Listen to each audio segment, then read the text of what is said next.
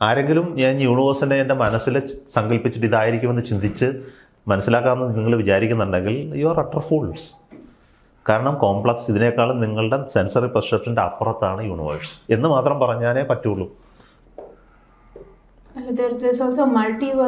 അതൊക്കെ തന്നെ അതിനകത്ത് ഞാൻ പറഞ്ഞു.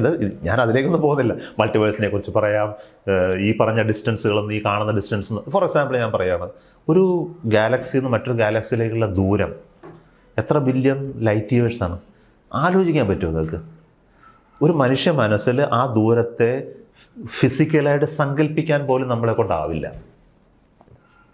ഒന്നും വേണ്ട, ഈ മിൽക്കി വേ ഗാലക്സിയുടെ ഡയമീറ്റർ പോലും ചിന്തിക്കാനാവില്ല. നമുക്കൊരു പടം ഇങ്ങനെ വരച്ചു വെച്ചിട്ട് ഇതാണ് 10 ബില്യൺ ലൈറ്റ് ഇയേഴ്സ് ദൂരം എന്നിങ്ങനെ പറഞ്ഞ് സന്തോഷിക്കാമെന്നല്ലാതെ അതിനെ ഇൻറ്റേർണലൈസ് ചെയ്യാൻ നമുക്കുണ്ടാവില്ല ആ ദൂരത്തെ. ഓക്കെ, അങ്ങനെ ഇൻറ്റേർണലൈസ് ചെയ്യാൻ പറ്റാത്ത ഒരുപാട് സാധനങ്ങളുണ്ട് യൂണിവേഴ്സിൽ.